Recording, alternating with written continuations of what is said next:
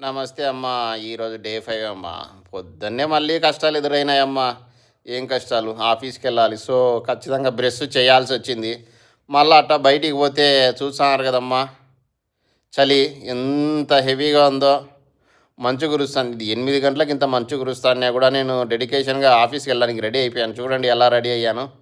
ఎలా ఉంది మన ప్రొఫెషనల్ లుక్కు? ఒక కామెంట్‌లో అయితే మెన్షన్ చేయండి. మళ్ళా మన బ్రేక్‌ఫాస్ట్‌కొచ్చేసి బయటే తిన్నాను హోటల్‌లో.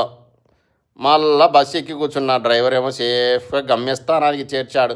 మళ్ళీ ఆఫీస్ వాళ్ళేమో కేక్ కటింగ్ అది ఇది అన్నారు, హ్యాపీ న్యూ ఇయర్ అని 31st రోజే.